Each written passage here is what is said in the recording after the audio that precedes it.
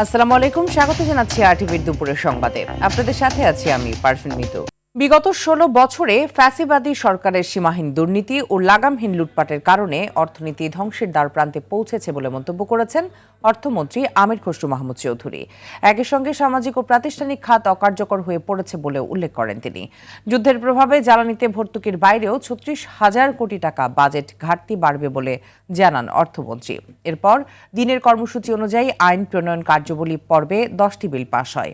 আরও জানাচ্ছেন শাকিরা করিম। কার্যসূচি অনুসারে সাপ্তাহিক ছুটির দিন শুক্রবারও চলছে সংসদ অধিবেশন। ১৩তম দিনে সংসদের সভাপতিত্ব করছেন স্পিকার হাফিজ উদ্দিন আহমদ। এখন আইন প্রণয়ন কার্যাবলী। এদিন অধিবেশনের শুরুতে ৩০০ বিধিতে দেয়া বিবৃতিতে নানা বিষয় তুলে ধরেন অর্থমন্ত্রী। বলেন, বিগত ১৬ বছরে ফ্যাসিবাদী সরকারের সীমাহীন দুর্নীতি ও লাগামহীন লুটপাটের কারণে অর্থনীতি ধ্বংসের দ্বারপ্রান্তে পৌঁছেছে এবং সামাজিক ও প্রাতিষ্ঠানিক খাত অকার্যকর হয়ে পড়েছে। ফ্যাসিবাদী সরকার অর্থনীতিতে সীমাহীন দুর্নীতি, লাগামহীন লুটপাটের মাধ্যমে অর্থনীতিকে ধ্বংসের দ্বারপ্রান্তে নিয়ে দাঁড় করানোর পাশাপাশি সামাজিক ও প্রাতিষ্ঠানিক খাতকে অকার্যকর করে দিয়েছে। বাংলাদেশ জাতীয়তাবাদী দল সরকারের দূরদর্শী ও জনকল্যাণমুখী অর্থনৈতিক দর্শনের কারণে অর্থনীতির মূল সূচকগুলো যেখানে ইতিবাচক ধারায় নিয়ে এসে অর্থনীতির প্রবৃদ্ধির গতি ত্বরান্বিত করে গিয়েছিল বিগত ১৬ বছরে, তা অনেকটাই ধূলিসাৎ হয়ে গেছে। মধ্যপ্রাচ্যের যুদ্ধের প্রভাবে চলতি অর্থবছরের মার্চ থেকে জুনের সময়ে বিদ্যুৎ, জ্বালানি ও এলএনজি খাতে নির্ধারিত ভর্তুকির বাইরে সরকারকে অতিরিক্ত প্রায় ৩৬,০০০ কোটি টাকা ব্যয় করতে হবে বলেও জানান অর্থমন্ত্রী। উক্ত সময়কালে অর্থনীতির আকার বৃদ্ধি পেলেও জনগণের নির্বাচিত প্রতিনিধি হিসেবে এই দল স্বচ্ছতা ও জবাবদিহিতায় বিশ্বাস করে এবং দেশের উন্নয়নে জনগণকে সাথে নিয়ে কাজ করায় প্রতিশ্রুতিবদ্ধ বলে উল্লেখ করেন অর্থমন্ত্রী। নির্বাচিত হয়ে কাল বিলম্ব না করে মাননীয় প্রধানমন্ত্রীর নেতৃত্বে আমরা নির্বাচনী প্রতিশ্রুতি বাস্তবায়ন শুরু করেছি। একটি প্রগ্রেসিভ অর্থনৈতিক অন্তর্ভুক্তিমূলক টেকসই পথে পরিচালিত করতে দৃঢ় প্রতিজ্ঞ মাননীয় স্পিকার, এবং আমরা এটাকে করতে চাই স্বচ্ছতা, সততা ও জবাবদিহিতার উপর নির্ভর করে, এবং আমাদের মাননীয় প্রধানমন্ত্রী ভিশনারি চিন্তার মাধ্যমে এটা আমরা বাস্তবায়ন করতে পারবো ইনশাআল্লাহ। দিনের কার্যসূচি অনুযায়ী নারায়ণগঞ্জ উন্নয়ন কর্তৃপক্ষ বিল ২০২৬, বরিশাল উন্নয়ন কর্তৃপক্ষ বিল, ময়মনসিংহ উন্নয়ন কর্তৃপক্ষ বিল, বাংলাদেশ শিল্পকলা একাডেমি সংশোধন বিল, বাংলাদেশ বন শিল্প উন্নয়ন কর্পোরেশন বিল, আইন প্রণয়ন, কুমিল্লা উন্নয়ন কর্তৃপক্ষ বিল ২০২৬ সহ মোট ১০টি বিল সর্বসম্মতিক্রমে পাশ হয়। অতএব সংসদে উত্থাপিত আকারে শাকিলা করিম, আরটিভি, ঢাকা। বিবেচনার জন্য ত্রয়োদশ জাতীয় সংসদে সংরক্ষিত নারী আসনে দলীয় মনোনয়ন ফর্ম বিক্রি শুরু করেছে ক্ষমতাসীন দল বিএনপি। আজ বেলা ১১টা থেকে নয়াপল্টনে বিএনপির কেন্দ্রীয় কার্যালয়ে মনোনয়ন ফর্ম বিক্রি শুরু হয়। ফর্ম বিক্রি চলবে ১২ এপ্রিল পর্যন্ত। প্রধানমন্ত্রীর উপদেষ্টা দলের সিনিয়র যুগ্ম মহাসচিব রুহুল কবির রিজভী জানান, সংরক্ষিত নারী আসনে মনোনয়নের যোগ্যতা, দক্ষতা ও জুলাই আন্দোলন সহ বিগত ১৭ বছরের আন্দোলন সংগ্রামের ভূমিকা বিবেচনায় রাখা হবে। রুদ্র রফিকের রিপোর্টে থাকছে বিস্তারিত। ত্রয়োদশ জাতীয় সংসদ নির্বাচনে নিরঙ্কুশ জয়ের পর এখন বাংলাদেশ জাতীয়তাবাদী দল বিএনপিতে চলছে সংরক্ষিত আসনের হিসাব নিকাশ। সকাল ১১টায় দলের কেন্দ্রীয় কার্যালয়ে সংরক্ষিত নারী আসনে দলীয় সংসদ সদস্য প্রার্থীদের মাঝে মনোনয়ন ফর্ম বিতরণ কার্যক্রমের উদ্বোধন করেন বিএনপির সিনিয়র যুগ্ম মহাসচিব রুহুল কবির রিজভী। এ সময় তিনি জানান, যোগ্য ও ত্যাগী নারী নেত্রীদের বেছে নিতে চায় দল। ১৭ বছর আন্দোলনের ভূমিকা, আপনাদের দক্ষতা এবং পার্লামেন্টে কথা বলার যে যোগ্যতা, সবগুলো বিবেচনা করেই দলের নীতি নির্ধারণী ফোরাম বা বোর্ড, যেটাই বলি আমরা, তারা সিদ্ধান্ত নেবেন। সবাইকে দলের সিদ্ধান্ত মেনে নেওয়ার আহ্বান জানান রিজভী। যে সিদ্ধান্ত নেবেন সেই সিদ্ধান্তটা আবার সবাইকে মান্য করতে হবে। এটা আমি পেলাম না ও পেল বলে এক ধরনের পরিবেশ তৈরি করা, বিশ্রী পরিবেশ তৈরি করা, এইটা করা যাবে না।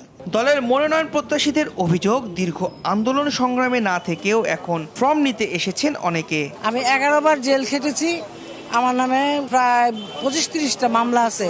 দল যদি ত্যাগীদের মূল্যায়ন করে তাহলে সেখানে তো আমাকে বাদ দেওয়ার আমি কোনো কারণই দেখি না। এত বছর গান গেয়েছি, আনন্দ দিয়েছি মানুষকে, এবার আমি দেশের মানুষের জন্য কাজ করতে চাই।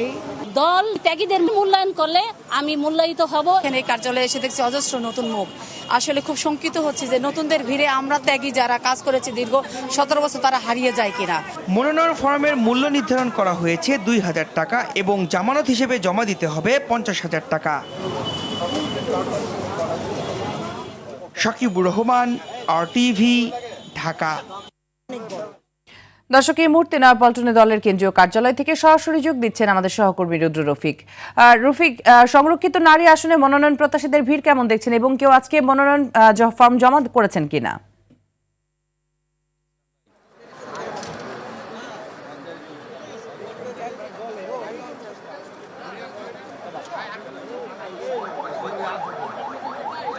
মিতুর সকাল 11টায় মনোনয়ন ফরম বিতরণ কার্যক্রমের উদ্বোধন করেন বিএনপির সিনিয়র যুগ্ম মহাসচিব রুহুল কবির রিজভী এবং তিনি কিন্তু জানিয়েছেন যে আজ থেকে শুরু হয়ে আগামী 3 দিন অর্থাৎ 12 এপ্রিল পর্যন্ত এই মনোনয়ন ফর্ম বিতরণ কর্মসূচি চলবে এবং সেই সঙ্গে এই 3 দিন কিন্তু একসঙ্গে ক্রয় করতে পারবেন এবং সেই সঙ্গে প্রার্থীরা কিন্তু জমা দিতে পারবেন।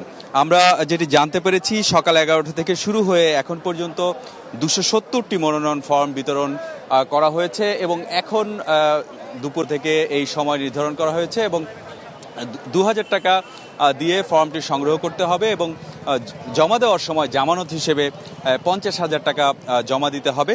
দলের পক্ষ থেকে কিন্তু এই সিদ্ধান্ত নেওয়া হয়েছে। আপনাকে একটু জানিয়ে রাখি, নির্বাচনী তফসিল অনুযায়ী আসলে আগামী 21শে এপ্রিল এই মনোনয়নপত্র জমা দেওয়ার শেষ তারিখ নির্ধারণ করা হয়েছে এবং মনোনয়নপত্রগুলো যাচাই বাছাই করা হবে 22 এবং 23 এপ্রিল। এই দুদিন মনোনয়নপত্র যাচাই বাছাইয়ের পর আপিল দায়েরের জন্য তারিখ নির্ধারণ করা হয়েছে 26 এপ্রিল এবং আপিলগুলো নিষ্পত্তির জন্য 27 এবং 28 এপ্রিল তারিখ নির্ধারণ করা হয়েছে এবং নির্বাচন কমিশনের পক্ষ থেকে প্রার্থিতা প্রত্যাহারের শেষ সময় নির্ধারণ করা হয়েছে 29 এপ্রিল এবং সেই সঙ্গে প্রতীক বরাদ্দ দেওয়া হবে 30 এপ্রিল এবং ভোট গ্রহণ অনুষ্ঠিত হবে 12 মে। আপনি নিশ্চয়ই জানেন যে এই 50টি সংরক্ষিত আসনের জন্য কিন্তু বিএনপির জন্য 36টি এবং বাংলাদেশ জামাত ইসলামীর জন্য বা তাদের জোটের জন্য 13টি এবং স্বতন্ত্র প্রার্থীদের জন্য 1টি আসন সংরক্ষিত করা হয়েছে। আমরা আসলে দলের বিএনপির পক্ষ থেকে যেটি জানতে পেরেছি যে দলের পক্ষ থেকে নির্দেশনা দেওয়া হয়েছে যারা দীর্ঘ 17 বছরে এই যে গণতন্ত্র রক্ষার আন্দোলনে, ফ্যাসিবাদ বিরোধী আন্দোলনে যে সকল নারী সদস্যরা বা নারী নেত্রীরা আসলে মাঠে ছিলেন, রাজপথে ছিলেন, আন্দোলন সংগ্রামে ভূমিকা রেখেছেন, সেই সঙ্গে সংসদে গিয়ে যারা আসলে সংসদ সদস্য হিসেবে ভূমিকা রাখতে পারবেন সেই সব বিষয়গুলো আসলে বিবেচনা করেই কিন্তু তাদেরকে মনোনয়ন দেওয়া হবে এবং মনোনয়ন যাদেরকে দেওয়া হবে না তাদেরকেও কিন্তু দলের পক্ষ থেকে যে সিদ্ধান্ত নেওয়া হয়েছে সেই সিদ্ধান্ত মেনে নেওয়ার আহ্বান জানানো হয়েছে। বিএনপি সিনিয়র যুগ্ম মহাসচিব সংবাদ সম্মেলন করেছেন, সেটি নিশ্চয়ই আপনি নিউজে দেখছিলেন। তিনি যেটি জানিয়েছেন যে এই যে নির্বাচন, এই নির্বাচনের মধ্য দিয়ে গত ত্রয়োদশ জাতীয় সংসদের যে নির্বাচন হয়েছে, নির্বাচনের মাধ্যমে যে গণতন্ত্রের পথ তৈরি হয়েছে সেই পথটি আসলে আরও সুসংহত হবে। ফ্যাসিবাদের বিরুদ্ধে যে বিজয়, সেই বিজয় আরও চূড়ান্ত হবে এই সংরক্ষিত নারী আসনের সংসদ সদস্যদের নির্বাচনের মধ্য দিয়ে। সব মিলিয়ে যদি বলি যে এখন নয়াপল্টনের কেন্দ্রীয় কার্যালয়ের সামনে একটি উৎসব মুখর পরিবেশ বিরাজ করছে। নারী সংসদ সদস্য প্রার্থী যারা সংরক্ষিত আসনের জন্য যারা প্রার্থিতা করবেন বা প্রত্যাশা করছেন তারা ভিড় করছেন। আপনি নিশ্চয়ই দেখেছেন যে অসংখ্য মানুষ এখন অপেক্ষা করছে, যেহেতু ভিতরে ধন্যবাদ আমাদের সাথে যুক্ত হওয়ার জন্য। প্রয়োজনে আমরা আবারও আপনার সাথে যোগাযোগ করব। আগামী এসএসসি সহ দেশের সকল পরীক্ষায় প্রশ্নপত্র ফাঁসের বিরুদ্ধে কঠোর ব্যবস্থা নেওয়ার হুঁশিয়ারি করেছেন শিক্ষামন্ত্রী ডক্টর আ.ন.ম এহসানুল হক মিলন। একই সাথে পরীক্ষায় নকল প্রতিরোধেও নানা পদক্ষেপ নেওয়ার কথা জানান তিনি। সকালে চট্টগ্রাম কলেজ মিলনায়তনে চট্টগ্রাম শিক্ষা বোর্ড আয়োজিত কেন্দ্র সচিবের সঙ্গে মতবিনিময় সভায় ভার্চুয়ালি যুক্ত হয়ে তিনি এসব কথা বলেন। শিক্ষা বোর্ডের চেয়ারম্যান প্রফেসর আব্দুল্লাহ আল মামুন সহ সংশ্লিষ্টরা এ সময় উপস্থিত ছিলেন।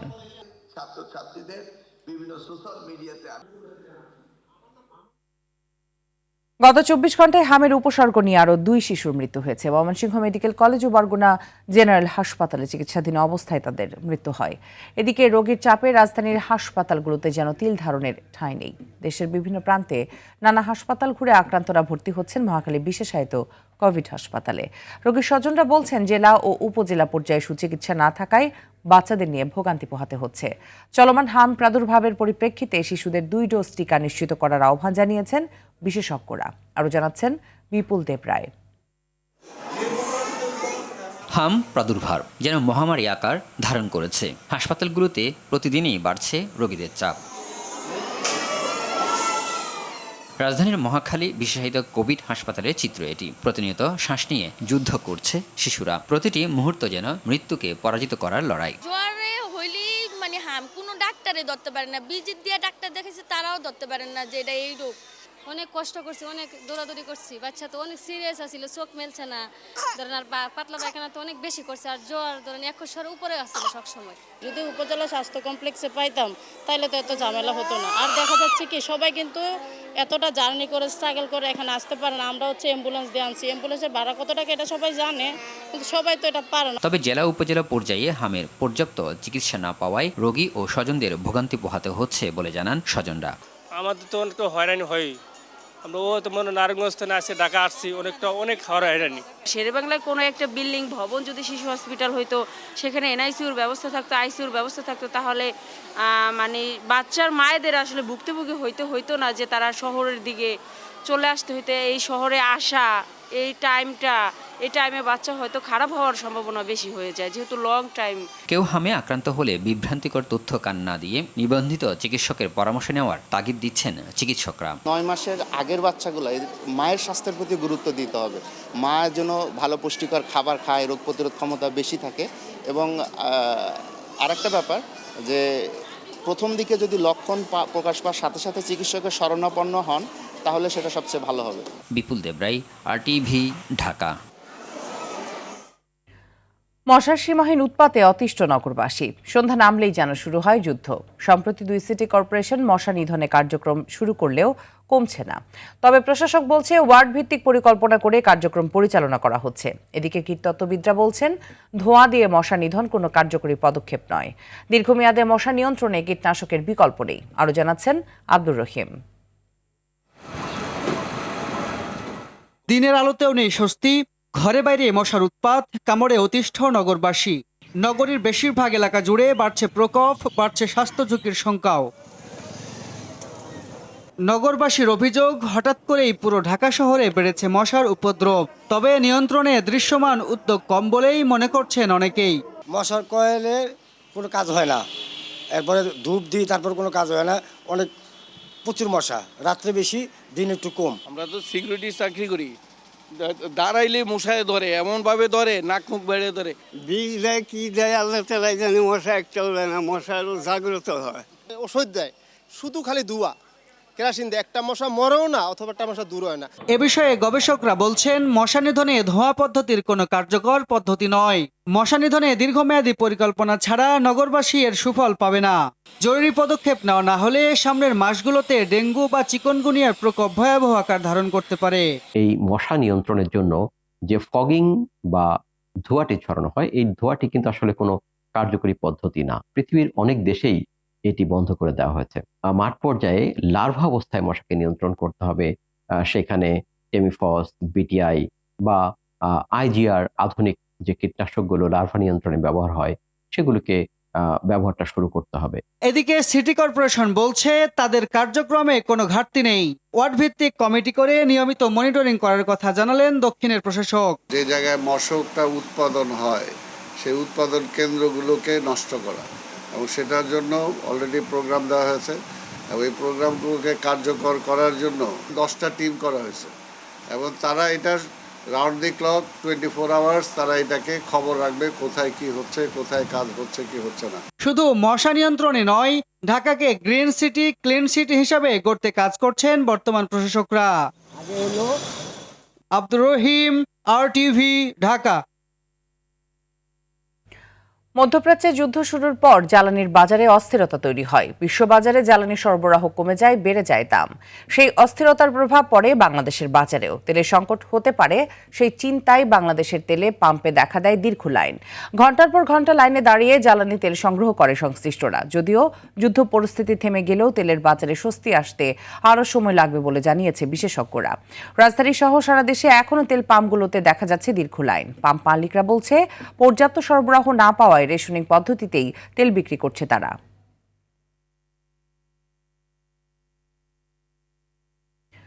বাংলাদেশি কর্মীদের জন্য শিগগিরই শ্রম বাজার খুলে দিতে একমত হয়েছে মালয়েশিয়া। দেশটির প্রধানমন্ত্রী আনোয়ার ইব্রাহিমের সঙ্গে বাংলাদেশের প্রবাসী কল্যাণ ও বৈদেশিক কর্মসংস্থান মন্ত্রী আরিফুল হক চৌধুরীর দ্বিপাক্ষিক বৈঠকে এই ইতিবাচক সিদ্ধান্ত নেওয়া হয়েছে। বৃহস্পতিবার মালয়েশিয়ার প্রধানমন্ত্রী কার্যালয়ে এই দ্বিপাক্ষিক বৈঠক অনুষ্ঠিত হয়। সেখানে শ্রমিকদের শোষণ রোধে স্বচ্ছ ও দক্ষ নিয়োগ ব্যবস্থা নিশ্চিত করার অঙ্গীকার করেছে দুই দেশ। একই সঙ্গে শিক্ষাক্ষেত্রে সহযোগিতা, দ্বিপাক্ষিক বাণিজ্য ও বাংলাদেশে বিনিয়োগ সম্ভাবনা নিয়েও আলোচনা হয়েছে বৈঠকে। এ সময় সেখানে উপস্থিত ছিলেন বাংলাদেশের প্রধানমন্ত্রীর উপদেষ্টা মাহাদি আমিন এবং মালয়েশিয়ায় নিযুক্ত বাংলাদেশের হাই কমিশনার মঞ্জুরুল করিম খান চৌধুরী।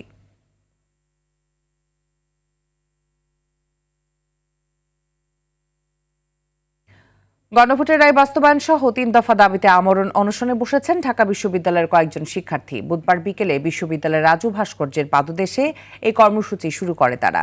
অনশনরত শিক্ষার্থীরা জুলাই বিপ্লবের অঙ্গীকার রক্ষায় দেশের সর্বস্তরের ছাত্র জনতাকে এই আন্দোলনে যুক্ত হওয়ায় এবং নিজ নিজ অবস্থান থেকে সোচ্চার থাকার অনুরোধ জানান।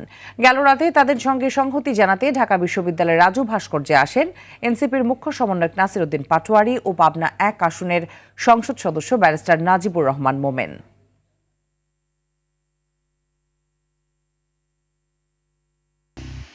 চট্টগ্রামে অস্বাভাবিকভাবে বেড়েছে সবজি, মুরগি, ভোজ্য তেল, চিনি সহ বেশিরভাগ নিত্যপণ্যের দাম। এতে সবচেয়ে বেশি বিপাকে পড়েছে নিম্ন ও মধ্যবিত্ত শ্রেণীর ক্রেতা। দাম বাড়তি থাকায় পছন্দের পণ্য থেকে মুখ ফিরিয়ে কিছুটা কম দরের পণ্য কিনতে বাধ্য হচ্ছেন অনেকে। কেউ কেউ প্রয়োজনের তুলনায় কম কিনেছেন। বিক্রেতাদের অজুহাত, জ্বালানি তেলের সংকটে পরিবহন ভাড়া বেড়েছে। তবে ক্রেতারা জানান, দাম বাড়তে পারে শঙ্কায় অনেকে প্রয়োজনের চেয়ে বেশি কিনছেন। এই সুযোগ কাজে লাগিয়ে দাম বাড়াচ্ছেন ব্যবসায়ীরা।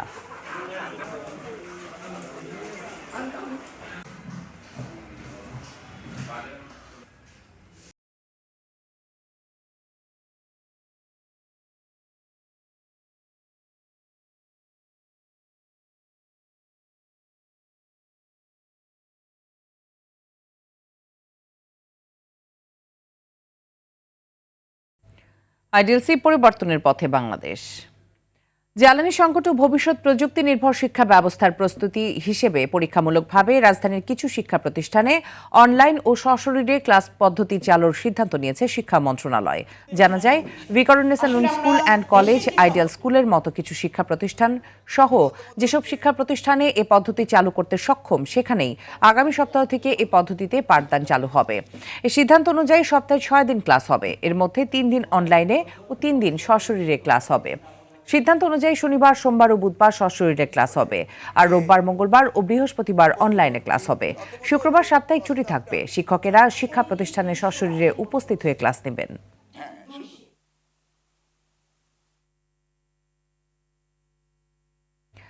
আবারও শুরু হলো মার্কস অলরাউন্ডার শিশু কিশোর প্রতিভা যাচাই প্রতিযোগিতা।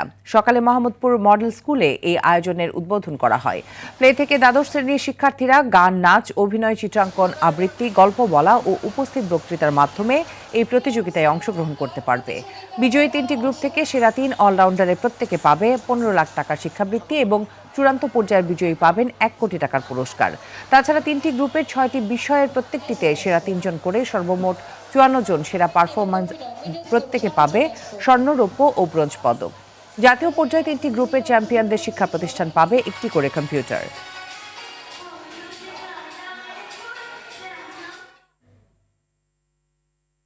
পৃথিবীর সর্বোচ্চ চূড়ায় উড়বে লাল সবুজের পতাকা, এমন স্বপ্ন নিয়ে আবারও এভারেস্ট অভিযানে যাচ্ছেন বাংলাদেশ নারী পর্বতারোহী নুরুন নাহার নিম্মি।